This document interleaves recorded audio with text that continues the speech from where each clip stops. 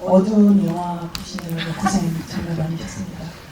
좀 무겁고 스트레스를 많이 받으셨을 것 같아요. 다들 영화를 관람하시면서 오늘 조금 궁금하신 점 있으면 말씀을 드리고 싶고, 그리고 어떤 생각을 하셨는지 저도 듣고 싶고 해서 잘 부탁드리겠습니다. 감사합니다. 안녕하세요. 폭락에서 엄마 옥자 역을 맡은 수희정입니다. 귀한 걸음 해주셔서 감사하고요. 오늘 모쪼록 즐거운 시간 되셨으면 좋겠습니다. 저도 최선을 다하겠습니다. 네, 안녕하세요. 폭락에서 하경진 역을 맡은 차정훈이라고 합니다. 안녕하세요. 너무 많이 와주셔서 깜짝 놀랐고요. 새해 복 많이 받으세요.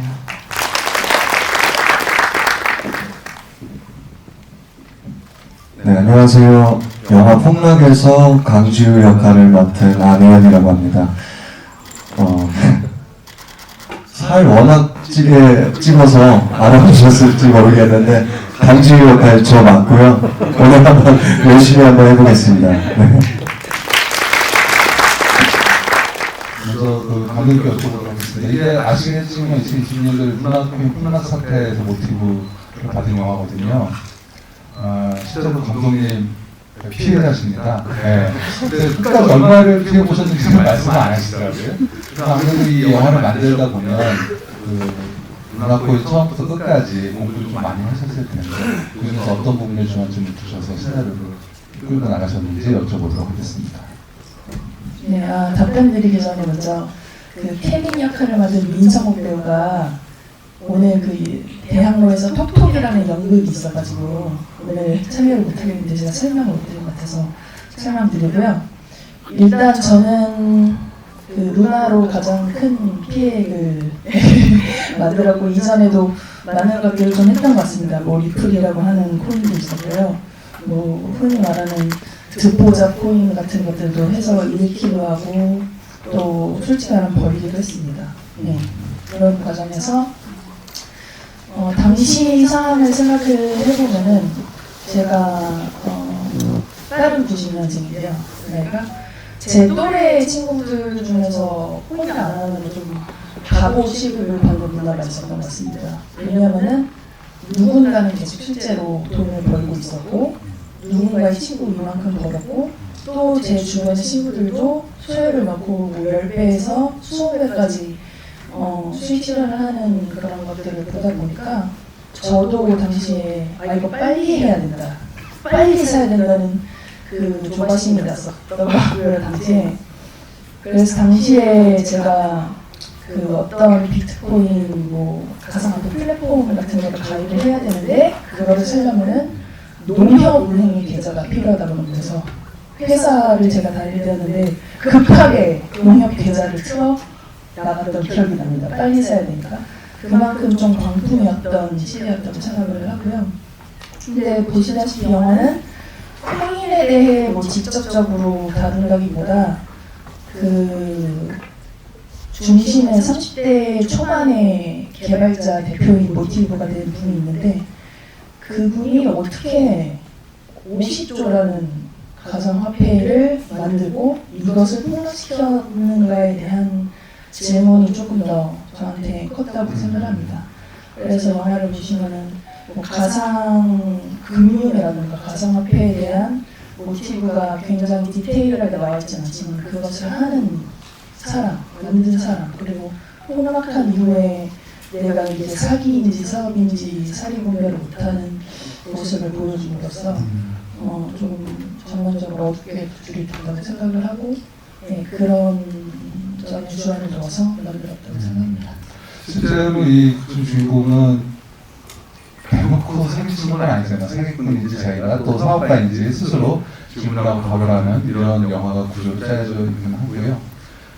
공익 광고를 해야 될 것 같습니다. 옆에서 누가 더 많이 번다고 절대 코인에 끼어드시거나 그러지 않기를 당부를 드리면서 그 수희정 배우께 여쭤보도록 하겠습니다. 그 옥자 캐릭터 같은 경우도 영화에서 최근에 이제 살아있다는 영화들, 그 선물도 그렇고 생일도 그렇고 너희들은 주도 그렇고 엄마 역할, 다양한 엄마 역할을 맡으셨는데요. 이 영화에서는 좀 엄마 역할을 어떻게 좀 우리에게 다가오셨는지 여쭤볼게요.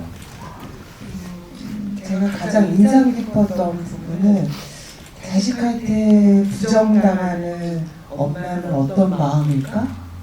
여기에 가장 큰 되게 충격적이었고 그런 마음은 도대체 어떤 마음일까라는 게 영화를 준비하는 내내 있었어요. 그래서 영화를 준비하는 과정 중에서도 어떻게 하면 아들로 하여금 부정할 수 있는 엄마가 될 수 있을까에 초점을 가장 맞췄던 것 같아요.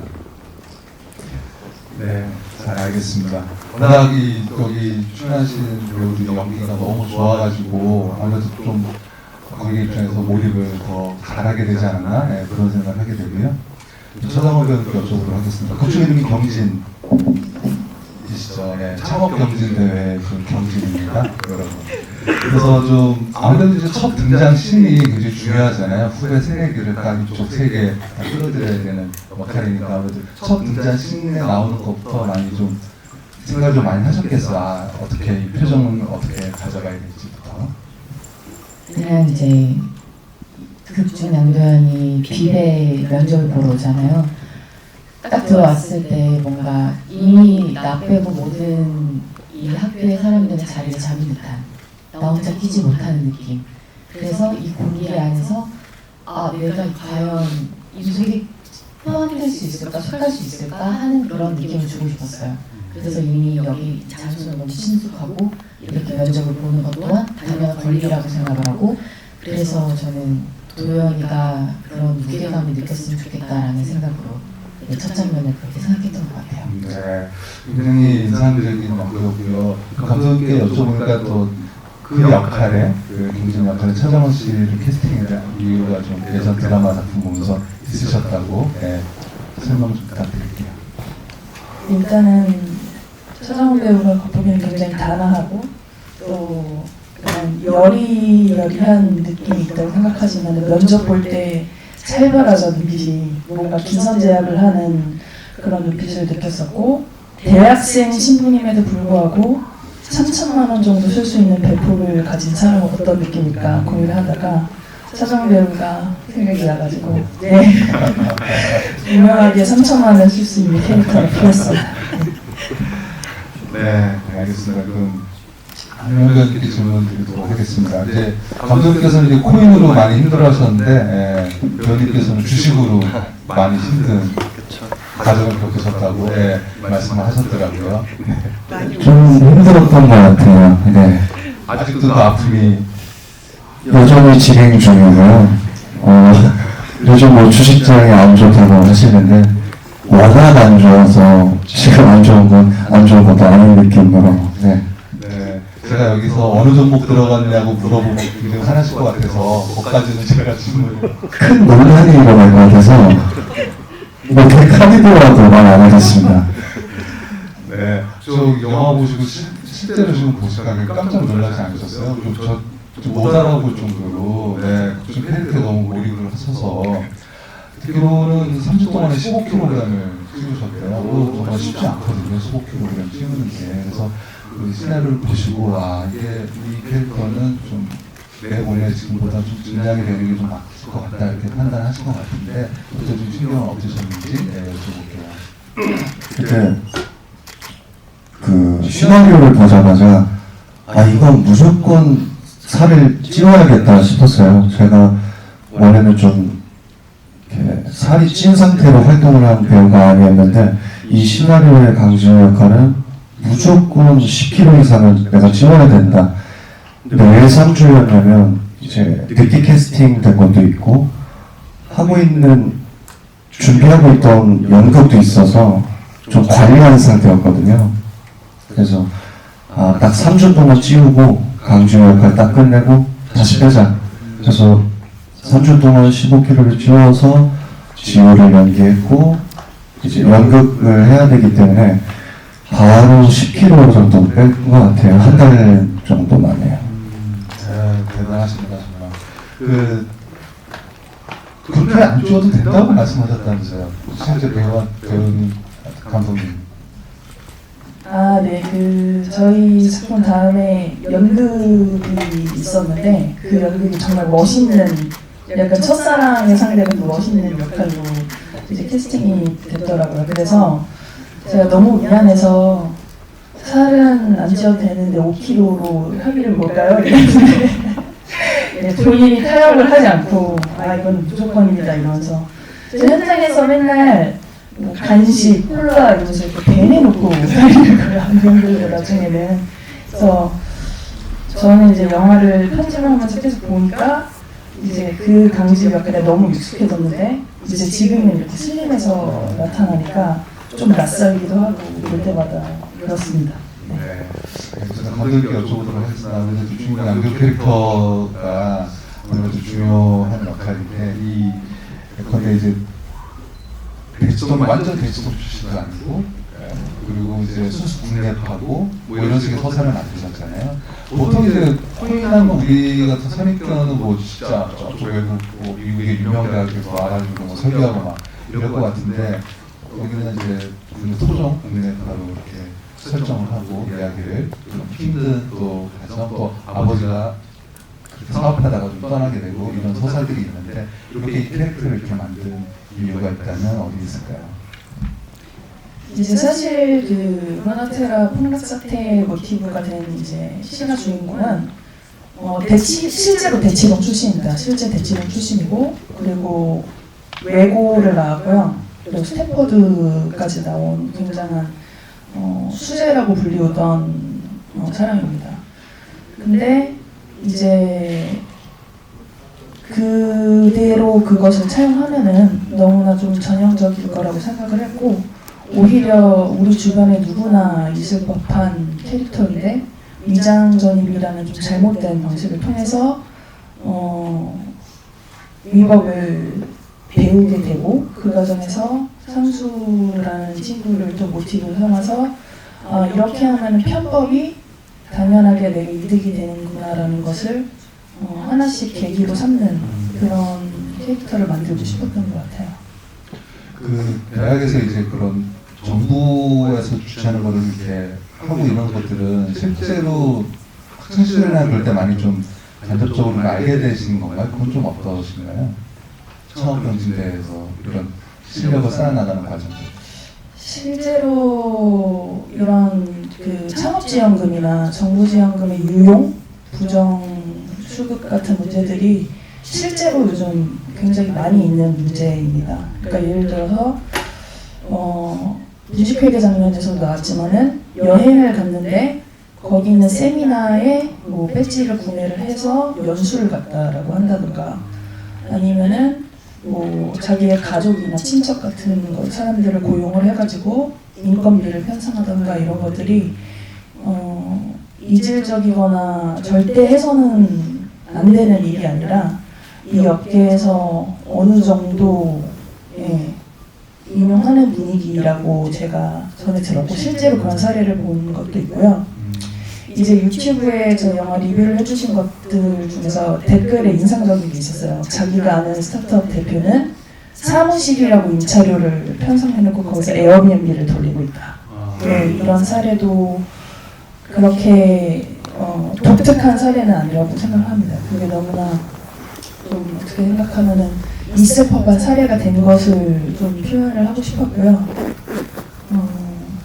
실제로 부정수급을 잡아내기 위해서 정부에서 너무나 많은 노력을 하고 있지만은 청년 사업가들한테 사실 정부지원금이 워낙 많이 가다 보니까 그런 것들을 일일이 모니터링하기가 조금 어려운 게 현실인 것 같습니다. 그래서 어느 정도 보고 듣고 그리고 취재를 통해서 알게 된 사례들을 좀 부정회귀하는 장면으로 좀 재밌게 녹여내려고 했습니다. 네, 잘 알겠습니다. 소유정 배우께 여쭤볼게요. 아무래도 영화 촬영하시면서 어머니 그 간호조무사 역할하고 또 아들과 어떤 그런 갈등 관계랄까 연기하시면서 좀 힘든 점이 좀 있으셨는지 뭐 주안점 특히나 더 두신 점이 있으신지 여쭤볼게요. 제일 초점을 맞춘 건 이제 삶에 찌들어 있는 엄마, 그러니까 그 간호조무사를 간호조무사 일이 힘들잖아요. 굉장히 힘들고 이게 몸으로 하는 것도 많고 스트레스도 많은 거고 거기 이제 아빠는 거기서 이제 사업을 마감으로써 어떤 사기꾼을 함으로써 빚만 남겨두고 아들 하나만 남겨둔 상태인데 이 아들을 너무 잘 키우고 싶고 그런데 대지동에는 가야 되고 뭐 이런 상황이라 굉장히 삶이 찌들어 있는 그런 엄마를 만들고 싶었어요. 근데 뭐 그렇게 이렇게 힘들게 한 게 그 겉으로만 표현이 돼서는 잘 안 되잖아요. 그래서 많이 모니터도 많이 하고 이제 그런 간호조무사님 일하시는 것도 가끔 보고 뭐 이렇게는 했었는데 잘 표현이 되었는지 모르겠습니다. 아들 같은 경우에는 보통 이제 엄마 역할을 하기 위해서는 이제 대본 리딩 전에 아들 사진을 계속 봐요. 정이 붙이려고 계속 보죠. 그래서 나는 그러시구나. 저 엄마 캐릭터 맡으시는 분들이 대부분 이제 실제 그 배우의 사진을 보면서 내 아들이라고 계속 이제 생각을 하시면서 일을. 특히 만약에 제가 정말 사랑하는 아들이다. 그랬을 때는 맨날 끼고 있죠. 그 친구 어렸을 때 뭐 예를 들어서 우연히가 내 아들 역할을 맡았다 그러면은 안유현 배우 이제 막 보면 어렸을 때 사진도 막 나오고 그러잖아요. 그럼 그걸 집에다 이렇게 붙여놔요. 내가 어렸을 때 내가 이랬을 것이다. 뭐 이러면서 엄마 역할을 하나씩 입히죠. 한 달 정도 뭐 이렇게 3달 준비하면 3달 동안 입히고 이러면서 그 친구와의 정, 애정 이런 거. 엄마들이 이제 기저귀 하고 뭐 이런 것도 얼마나 많았겠어요. 추억들이. 그런 것들을 계속 기억해내고 생각하고 이렇게 조금씩 쌓아주는 거죠. 좋은 연기가 괜히 나온 게 아니었군요. 네, 잘 알겠습니다. 최성원 배우께 여쭤보도록 하겠습니다. 초반에 이제 좀 분식회계 세계를 이제 주인공을 끌어들인 이후에 일찍 중에서는 퇴장을 하시게 되는데 혹시나 두 배우 중 한 명과 로맨스가 있었으면 더 좋지 않았을까 이런 생각을 혹시 개인적으로 좀 하지 않으셨나. 왜냐면 여러분들 이런 영화 장르물에 보면 이렇게 자기를 끌어들인 그 여자 선배와 같이 뭐 서로 속고 속이면서 누가 더 사기를 치나 뭐 이런 쪽으로도 갈 수 있는, 원래 그런 식으로 감독님께서 쓰진 않았지만 혹시나 그런 상상, 뭐 촬영장에서도 배우들끼리 야 우리끼리 사귀는 뭐 설정이 나오면 어떨까 이런 것들 좀 있으셨는지 궁금해서 한번 여쭤볼게요. 그냥 생각해 본 건데요. 도현이는 자기 꿈이 야망이 있었잖아요. 지우는 그걸 따라갔잖아요. 근데 알고 보니까 지우가 제 남자친구였던 거죠. 그래서 매일 맛있는 거 사주고 떡볶이 사주고 하면서 제 일을 돕게 도와달라고 하고. 사실 현장에서 지금 도현이가 되게 살을 많이 뺐지만 처음 만났을 때 화면보다 더 컸거든요. 근데 저는 사실 그 모습이 너무 귀엽고 사랑스러워서 너무너무 현장에서 빨리 친해졌어요. 말도 많이 걸게 되고 너무 귀엽고. 근데 딱 거의 1년 가까이 지나서 만났는데 이런 모습으로 나타나서 처음에 제가 안녕하세요 이렇게 인사했어요. 다가가기 되게 어렵더라고요. 그래서 상상해봤을 때 아마 제가 그때 이제 지우 역할을 맡았던 우연히 모습은 너무 귀여우니까 그냥 맛있는 거 사주면서 연애를 했어도 재밌었겠다. 뭔가 돈 많은 선배가, 멋있는 선배가 이끌어주는 그런 느낌으로 순수한 친구를 만나지 않았을까 생각합니다. 네, 좀 물어볼까 말까 굉장히 고민했었는데 물어보기 잘한 것 같습니다. 그다음에 안유현 배우께 여쭤보도록 하겠습니다. 만약에 굉장히 둘이 이제 절친으로 계속 사업을 계속 하게 되는데 주인공 내가 혹시 만약에 양재원 캐릭터를 연기하면 나는 어떻게 했을까 이런 생각도 한번 해보신 적이 있는지 궁금해서 여쭤볼게요.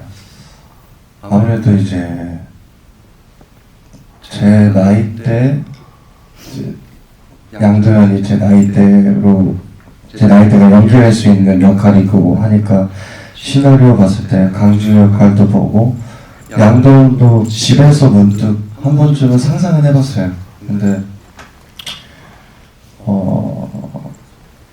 제가 과연 이 송재림 형이 한 학생 때부터 20살, 25, 30대 이렇게 성장해 가면서 변화하는 이 과정을 제가 연기할 수 있을까라는 벽에 좀 부딪혔던 것 같아요. 혼자 상상해봤을 때. 물론 이제 직접적으로 제가 양도현 역할을 캐스팅이 돼서 맡았다면 무슨 일이 있던 간에 선배님 이제 뭐 엄마 역할로서 재림이랑 사진을 붙여놨듯이 무슨 일이 있어도 소화해내려고 했을 텐데 강주 역할을 맡아서 그런 건지 아니면 제 느낌에서 너무 어려워 보였는지 조금 상상하다가 내가 할 수 있을까라는 의문만 생각했던 것 같아요. 네, 잘 알겠습니다. 그럼 영화가 전반적으로 아까 어둡고 좀 무겁고 한데 이런 식으로 약간 웃음의 포인트들을 이거 좀 넣으신 것 같다는 생각이 좀 들더라고요. 그래서 영화 이렇게 만드실 때 영화의 톤앤 매너를 어떻게 가져가야겠다고 좀 생각하셨는지 여쭤보도록 할게요.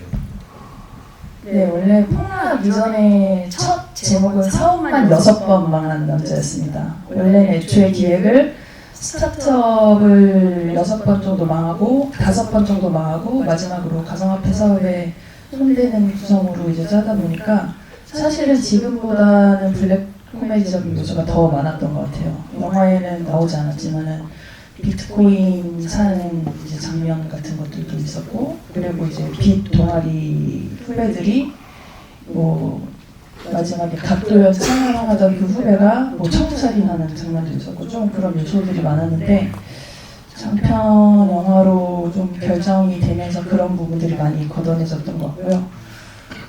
그러면서 좀 많이 어둡고 무거워지고, 그리고 송재림 배우가 그 표현하는 그런 고민 같은 것들이 대사나 상황으로 나오지 않아도 표현을 얼굴로 표정 하나로 보여주기 위해서 좀 그런 것들을 많이 걷어냈던 것 같습니다. 근데 그럼에도 불구하고 분식회계는 꼭 필요한 장면이라고 최근에 생각이 돼가지고 네, 넣었습니다. 네.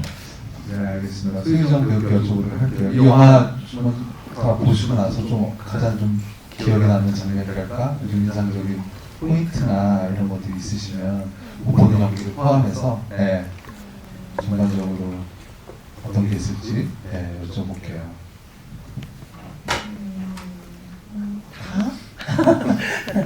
네, 다 저는 이제 만든 입장이니까 애정을 가지고 만든 입장이니까 장면 장면이 너무 소중하고 감사하고 그리고 그 만들었을 때 기억이 막 나고. 제가 이거는 그 VIP 시사회 때 언론 그 기자분들에게 얘기했던 건데 제리 배우가 이제 처음으로 교복 입고 나왔을 때요. 반팔이었잖아요. 근데 그때가 너무 재밌었거든요. 팔뚝이 너무 근육이 막 어마어마해갖고 어떡하냐고, 저 고등학생이 팔뚝이 저런 팔뚝이 어디냐고, 저 리얼이 너무 떨어진다고 이러면서 걱정했던 장면들 이런 거 많이 생각이 나고, 현장 분위기가 워낙 재밌었거든요.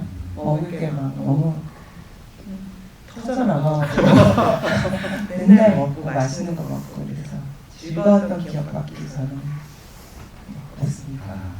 네, 알겠습니다. 차정원 배우께 여쭤보도록 하겠습니다. 제가 여기 들어오기 전에 필모그래피를 보니까 영화를 굉장히 오랜만에 하셨더라고요. 2012년도에 무서운 이야기라는 영화 출연하시고 이게 그 필모그래피 상을 이렇게 나오기로 해서 이렇게 영화를 많이 하시고 더 굉장히 많은 팬들이 좋아하셨을 것 같은데 이렇게 오랜만에 영화를 하게 됐는지 여쭤볼게요. 제가 2012년도 무서운 이야기로 데뷔를 했고요. 지금 13년이 흘렀고요. 근데 활동을 하다 보니까 어쩌다 보니까 드라마를 더 많이 하게 된 상황이어가지고 드라마를 더 많이 했고, 근데 또 이렇게 폭락이라는 영화를 2025년도에 첫 시작을 이렇게 같이 하게 돼서 너무 좋은 것 같아요. 앞으로 영화 쪽에 더 제의가 오면 더 적극적으로. 저는 사실 영화나 드라마나 가리지 않아요.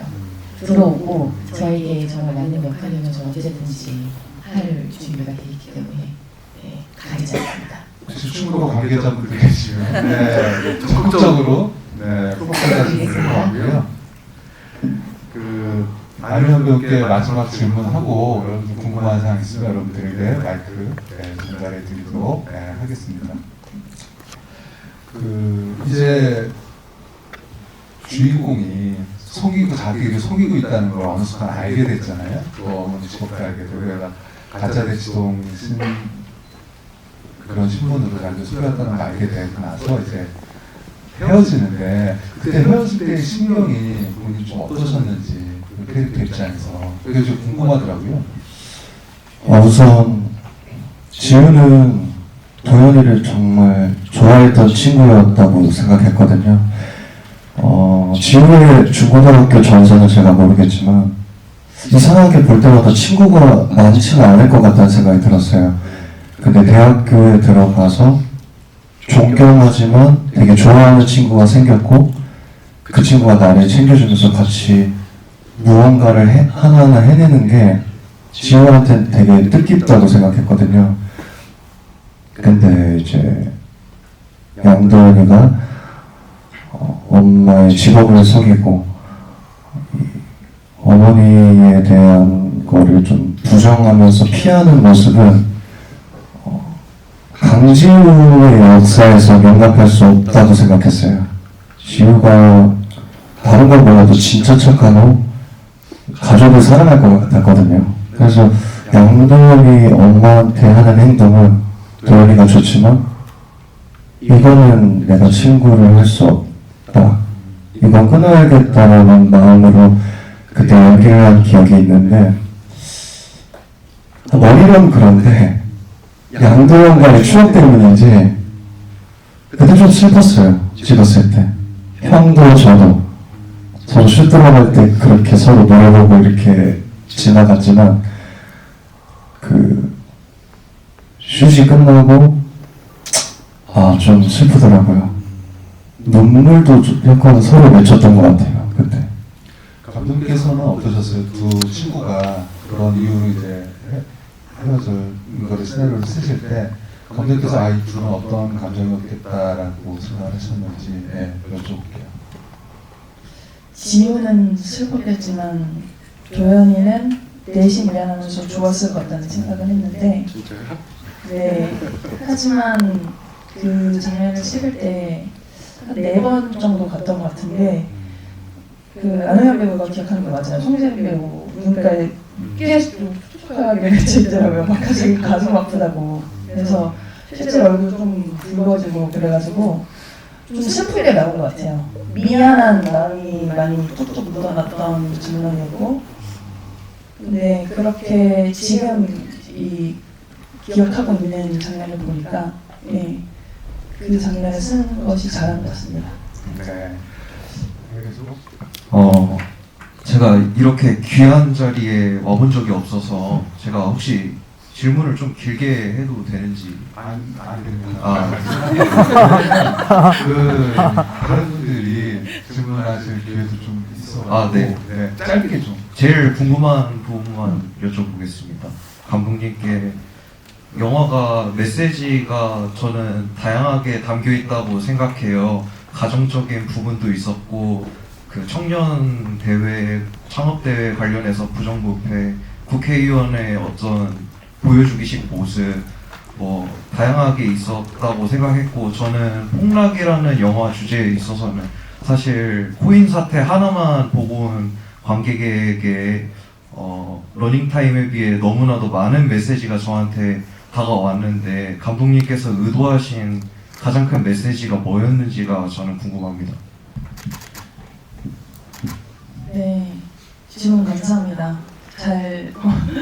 메시지가 오히려 많아가지고 관객 여러분들 혼란을 드렸을 수도 있겠다고 생각을 하는데 보시고 이해하신 게 맞는 것 같아요. 왜냐하면 영화가 시작이 제가 사기꾼 같아요로 시작을 하고 끝이 저 사업가예요 라고 하고 끝납니다. 그래서 아까 초반에 말씀드렸다시피 이 실제 사건이 모티브가 된 주인공이 30대 초반의 청년이었습니다. 근데 이 50조라는 거대 폭락 사태를 만든 것은 혼자 만들었다고 생각하지는 않습니다.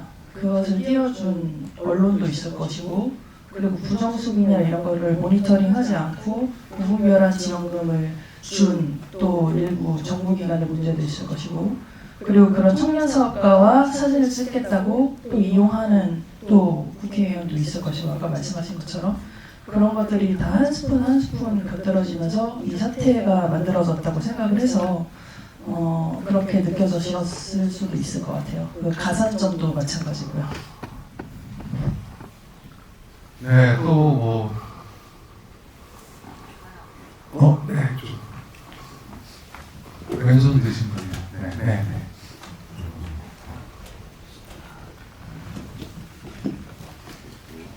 안녕하세요.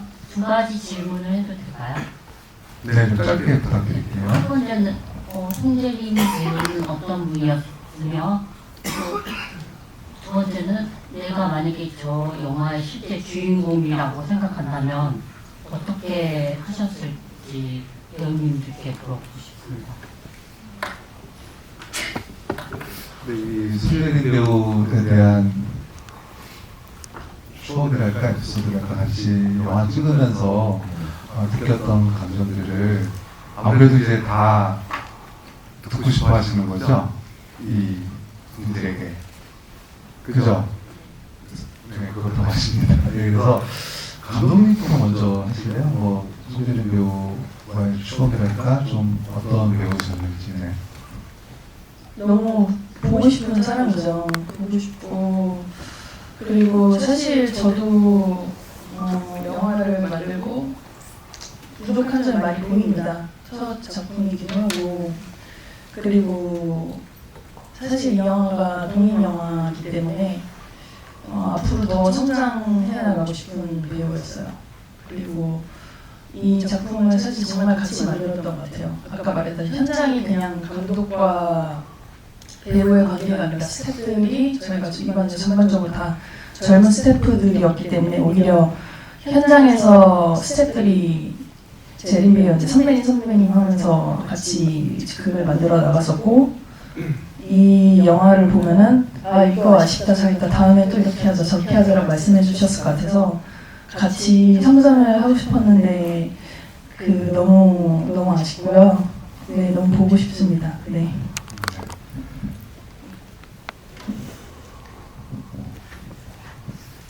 마음 같아서는 되게 길게 얘기하고 싶어요. 되게 길게 얘기하면 또 울 것 같고 짧게만 얘기하겠습니다. 작품 하는 동안에는 이렇게 좋은 배우구나, 평가받아야 되는 배우가 아니었나, 왜 그런 생각이 굉장히 많이 했고요. 끝나고 나서 굉장히 많이 만났어요. 바로 우연 배우님 공연하고 재림 배우님 공연하고 리 배우님 공연하고 그래서 저희 공연 때마다 만나고 맨날 같이 앉아서 수다 떨으라고 엄청 많이 만났는데, 만나면서는 또 무슨 생각이 됐냐면 인간적으로 이렇게 열심히 사는 사람이 있구나. 뭐 연기 얘기부터 시작해갖고 연기 얘기를 그렇게 깊이 나눈 기억이 별로 없는 것 같아요. 옛날에 대학로에서는 술만 마시면 막 연기 얘기하고 막 이랬는데, 요새는 그렇게 연기 깊이 하면 약간 촌스러워 보인다고 해야 되나? 그런 느낌이 있거든요. 근데 막 하나부터 열까지 연기는 이런 게 좋은 것 같아. 이런 이 사람 연기 그 작품에서 너무 대단한 것 같아. 막 그 영화 봤어. 막 이런 얘기부터 시작해갖고 그런 거를 되게 열정적으로 토론했던 오랜만에 만난 아주 옛 동료 같은 그런 아주 구수한 사람이었습니다. 좋은 친구예요. 많이 기억해주세요.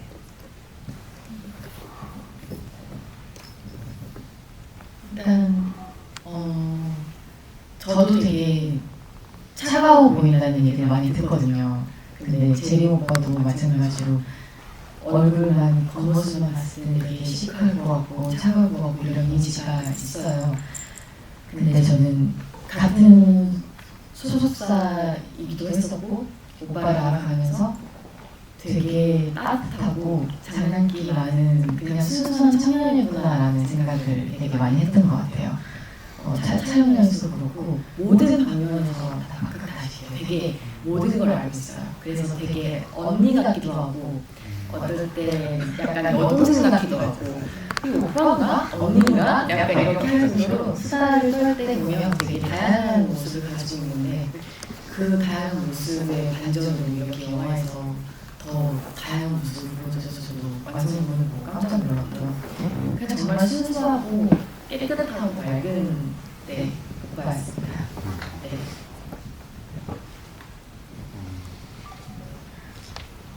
제림이 형은 진짜 말 그대로 순수하고 맑은 사람이었던 것 같아요. 그리고 장난기 많고 저랑 행보도 비슷하더라고요. 저희가 4년 전인가 5년 전에 라디오스타에서 만났었는데 그때 별로 얘기를 못 나눴었거든요. 그 다음에 만난 게 이번 영화였고 친구 역할이어서 그런지 그리고 둘 다 장난기도 많아서 진짜 엄청 친하고 촬영도 되게 재밌게 했던 것 같아요. 그리고 이 영화를 마무리한 다음에 저도 제 인생 첫 연극을 올리고 형도 인생의 첫 연극을 올리고 형이랑 또 얘기한 게 서로 대본 바꿔서 연극 대본 바꿔서 또 연기도 해보자 뭐 이런 얘기. 그리고 저희가 또 술을 좋아해서 비공개 인스타도 친구였거든요. 그래서 먹을 거랑 술 얘기를 엄청 하고 제 형이 또 어떤 뭐 사업할 계획이 있었어요. 그것도 저한테 같이 하자고 말하고 싶어 하는데 쑥스러워서 말 좀 못하는 느낌이었어요. 제 느낌에는. 그러고 그런 말 없이 한 번, 두 번, 이제 세 번째 만났는데 뭘 먹으러 가재요. 그걸 먹이고 나서 형이 사실 이쪽 사업할 건데 뭐 같이 할래? 좀 민망하게 하더라고요. 그 정도로 굉장히 가까운 사이였고 했는데 정말 아쉽고 저도 형의 연기가 너무 좋은데 이거 이후로 재평가받고 더 많은 작품을 할 기회가 생길 것만 같은 느낌이거든요. 근데 그렇지 못해서 너무 아쉽고 그래도 저는 통해서 형 옷 한 벌은 집에 놔뒀어요. 받아가지고 그냥 뭐 이상한 생각을 한 건 아니고요. 그냥 좋으니까 이렇게라도 그래도 형 잊지 않고 기억하려고. 네, 그래서 그냥 아쉬우면서 한편으로는 좀 나쁘기도 하고요. 근데 보고 싶은 형인 것 같아요. 네, 순간적으로 두 분이 사업을 하셨으면 굉장히 잘 되지 않았을까 이런 생각을 해봤습니다. 당연히 잘 돼야 하고요. 네, 혹시 또 다른 질문 우리가 앞에서 오늘 하고 왼손만 드시기로 제가 아까 처음부터 왼손 얘기하셔서 그런 건지. 안녕하세요. 감독님께 여쭤보고 싶은데요. 영화가 가상화폐 대폭락 사태를 배경하고 있는데 이 영화를 통해서 관객들에게 전달하고자 한 핵심 메시지는 무엇인지 여쭤보고 싶습니다. 제가 사기꾼 같아요라고 영화가 시작하고 저 사업가요라고 영화가 끝나는데 아까 말씀드렸다시피 제가 제일 궁금한 거는 이 50조 가상화폐 대폭락 사태의 책임이 지금 미국으로 송환돼서 곧 재판을 받을 예정인 그분한테 제일 크다고 생각하지만 혼자서 이것을 만들었을까는 저는 의문입니다. 30대의 청년이 이것을 혼자서 용의주도하게 계획을 해서 만든 것이 아니라 그것을 묵인한 언론, 천재라고 칭송한 그리고 미디어 매체들 그리고 아까 말씀드렸다시피 이런 가짜 창업 행보임에도 불구하고 사업을 다양하게 했다고 가산점을 준 각종 기관들도 있을 것 같고요. 그 거대한 항의를 결국 누군가는 지어줬을 것이고 그것을 혼자 만들었다고 생각하진 않습니다. 그래서 영화의 시작이 제가 사기꾼 같아요로 시작을 하고 저 사업가라고 하는 투로 만들었는데 누군가는 이거를 좀 쉴드 아니냐라고 생각을 하실 수 있을 것 같아요. 하지만 쉴드 아닙니다. 저는 제가 잃은 돈을 생각하면은 정말 짜증나서 여기에 영화에 더 쓸 수는 없었을까라는 생각에 너무 분한 사람이기 때문에 쉴드는 절대 아닙니다만 그 의문은 있습니다. 30대 초반 청년이 정말 이 50조 폭락 사태를 만든 단독 무대의 주인공인가 하는 질문이 있습니다. 그것을 말씀드리고 싶었어요. 네. 방금 전에 선생님 소설 드신 거죠? 네, 우리 제가 앞에.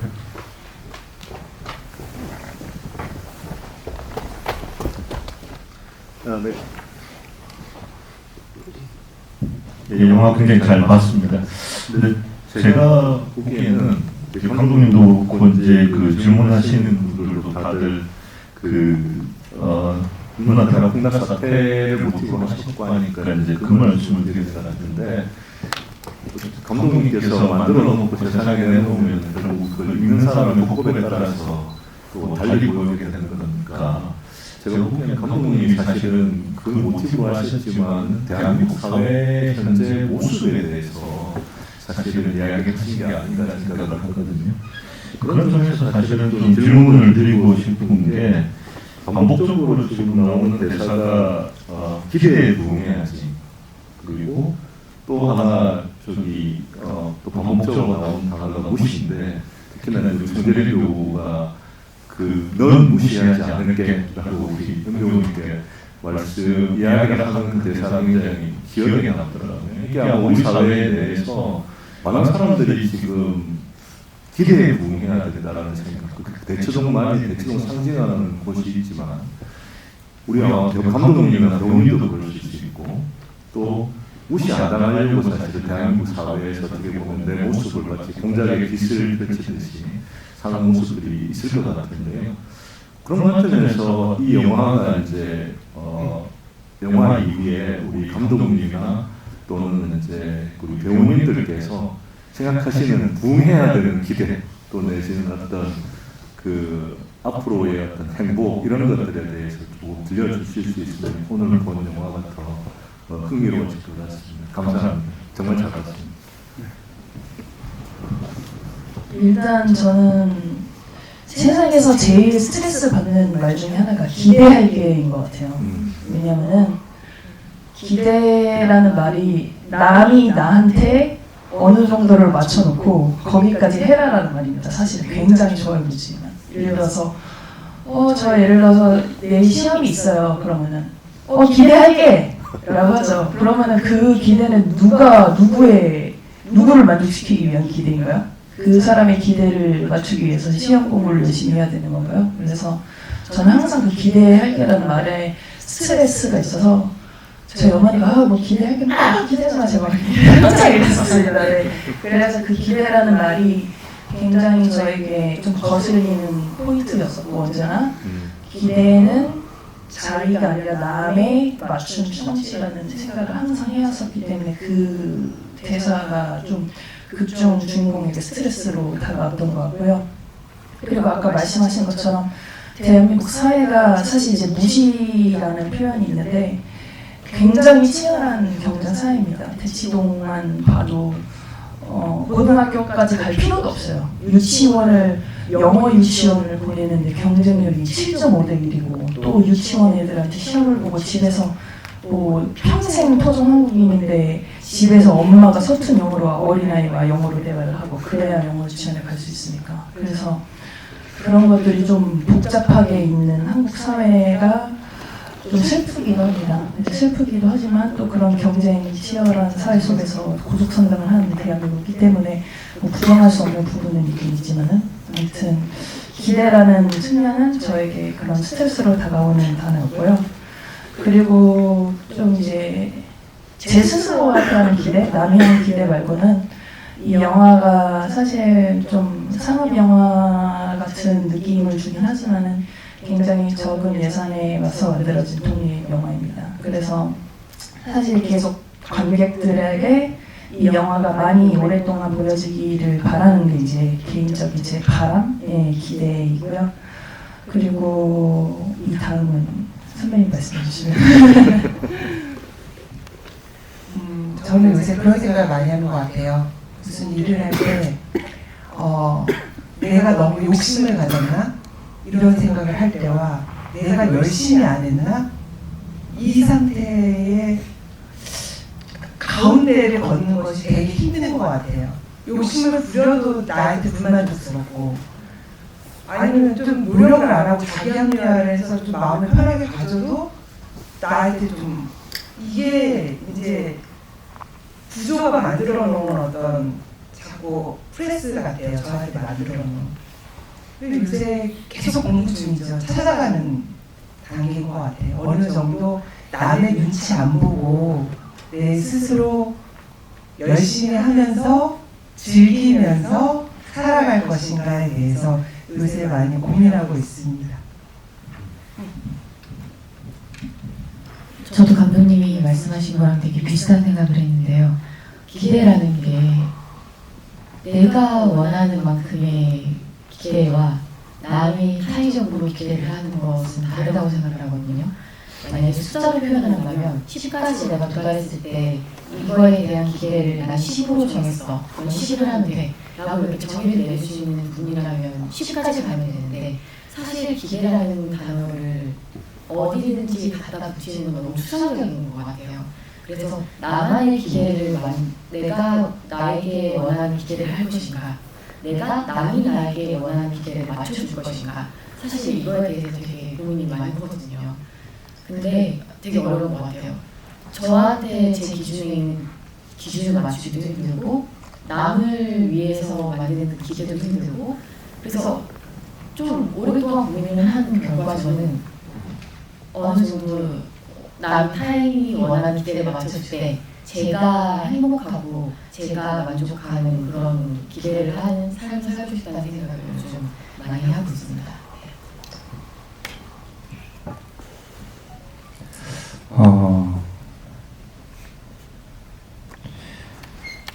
저는 누구의 기대를 위해서 살진 않았던 것 같아요. 그냥 기대할게, 여기 어떻게 잘 볼게 하는데, 그런 거를 한기로 흘리면서 그냥 제 욕심대로 산 사람이긴 한 것 같아요. 나 이번에 이 역할 어떻게 만들지? 어떻게 해야 이 역할 제대로 소화하지? 이 생각밖에 안 해본 것 같긴 한데, 지금 계속 하시는 말씀들 듣다 보니까 제가 드라마를 많이 했는데 한번 욕먹은 적이 한 번 있어요. 어떤 시간적 여유나 여러 가지 여유가 없어서 밤을 새서라도 했어야 됐는데 그 분량이 제가 소화할 분량은 아니더라고요. 그래서 이상하게 연기가 나갔고, 그때 좀 욕을 먹으면서 되게 정신적으로 한 6개월 정도 힘든 적이 있는데, 그때부터 괜히 더 인정받으려고 더 열심히 한 것 같기도 하더라고요. 지금 생각해보니까. 그 말은 즉슨 저조차도 저를 보는 시청자들이나 관객을 위해서, 그들의 기대를 위해서 한 것 같다는 생각이 지금 문득 들었어요. 근데 문득 들었지만 그래도 저는 순수하게 접근하는 사람으로 되고 싶은 건지 그런 사람인 건지 계속 그렇게 할 거고요. 이번 영화도 저는 그냥 강지우 역할만 생각하면서, 이제 전체적으로 물론 저도 이 실제 사건 인터넷 기사 엄청 열심히 찾아봤어요. 그렇지만 제가 맡은 건 강지우니까 강지우가 어떻게 보이는지 제 맡은 역할을 충실해야 되니까 저는 그렇게 계속 해왔고, 지금도 여러 가지 생각이 들지만 앞으로도 저는 계속 제 생각을 밀고 나갈 것 같아요. 네, 기대에 대한 각자의 생각이 다 다르신데, 확실하고는 이 영화 흥행에 대한 기대는 다 똑같은 마음인 것 같습니다. 네, 오른손, 이번에 오른손 들어주시네. 네. 가운데 주면 될까요? 네.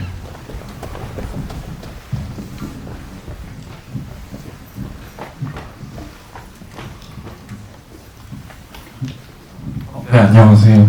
무거운 주제지만 빡빡하진 않게 재밌게 영화 잘 봤습니다.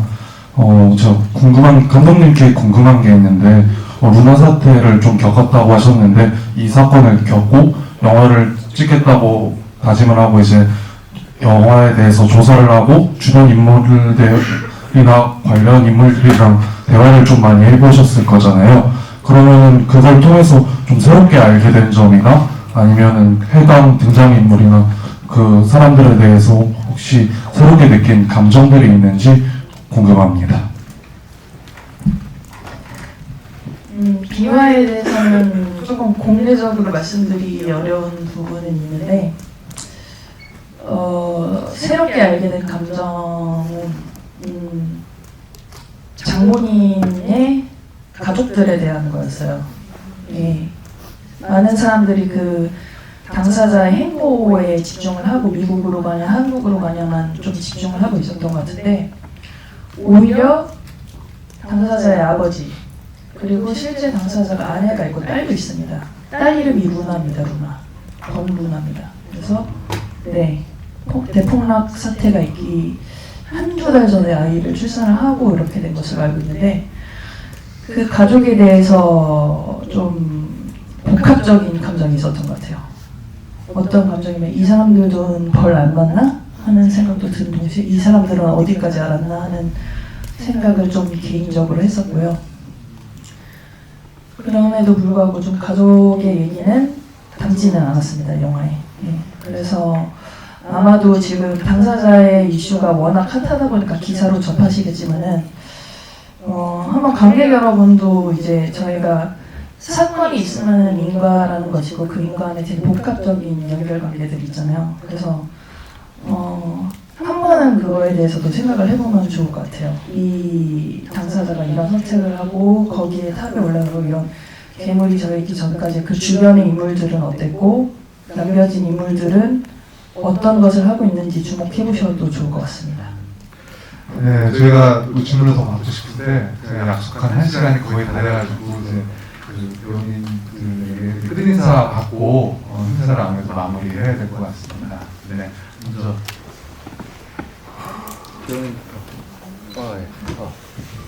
네.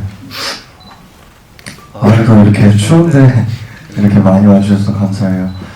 관객분들이 많이 없으면 어쩌나 걱정도 많이 했는데 너무 감사하고 저희 영화 한 달 찍어서 만들었거든요. 한 달 찍어서 1년의 편집 과정을 통해서 이렇게 100분짜리 영화가 나왔는데 잘 부탁드리겠습니다.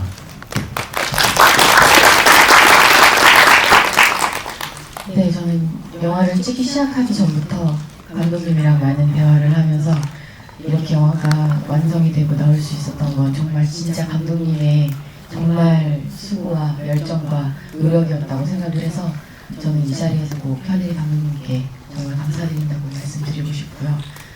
그리고 되게 영화 보면서 생각을 했어요. 이건 제 그냥 개인적인 생각인데 지우가 스테이크를 처음 먹을 때 너무 맛있다. 나 이거 평생 먹고 싶어라고 얘기를 하잖아요. 그러고 나서 시간이 흐르고 나서 같이 왔을 때 예전에 그 맛 같지가 않은 그걸 실감을 하잖아요. 오늘 한 번 더 저는 오늘 영화 두 번째 보는 건데 그 장면을 보면서 나도 어릴 때 먹었던 식당에 갔을 때 너무 맛있어서 어른이 돼서 찾아갔는데 그 맛이 똑같은 집이고 똑같은 주인이고 똑같은 재료인데 맛이 다른 걸 보고 초심을 잃지 말자 라는 생각으로 영화를 두 번째 보면서 너무 뼈저리게 느꼈고요. 어쨌든 네, 선배님도 그렇고 오연이도 그렇고 관객분들도 그렇고 정말 감사드립니다. 지금 정원 배우가 얘기하는데 문득 생각이 나는 게 저도 그 생각을 했던 것 같아요. 지우 사진이 이렇게 희미해지는 장면들이 좀 많이 나오잖아요. 내가 인생을 살면서 내 주위에 가까운 친구 중에 희미해지는 사람이 누가 있지? 라는 생각을. 그러니까 되게 가까웠는데 내가 이렇게 삶이 좀 바빠져서 이렇게 희미해져 있는 사람들이 누가 있지? 라는 생각을 하면서 연락 한번 해봐야겠다. 혹은 가족들한테도 조금 더 신경을 써야겠다라는 생각을 많이 했고요. 그리고 어떻게 생각하면 좀 같은 의미이긴 한데 오늘 이렇게 GV 오늘 오신 분들 이렇게 쳐다보는데 되게 감동스러워요. 위에서 보면. 되게 이렇게 같이 웃어주시고 리액션 해주시고 그런데 진심으로 감사합니다.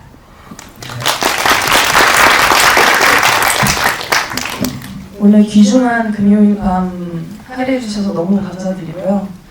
감기 조심하세요. 요즘 감기가 너무 독해서 감기 꼭 조심하셨으면 좋겠고, 그리고 영화에 대한 이야기는 충분히 했으니까 송재림 배우 많이 기억해 주셨으면 좋겠습니다. 정말 모든 열정 쏟아서 부어서 해주셨고, 그 연기 열정을 부족한 제가 다 담아내지 못한 것 같아서 볼 때마다 아쉬워요. 그래서 너무 아쉽고, 그런데 송재림 배우 항상 기억해 주시고 많이 주변에 얘기해 주시면 감사하겠습니다.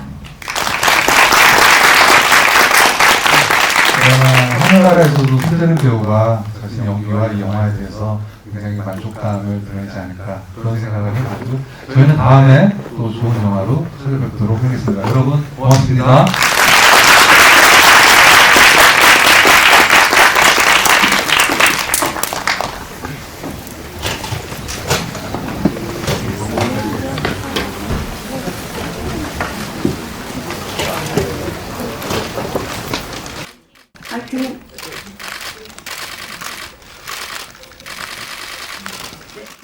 제가 사기꾼 같아요.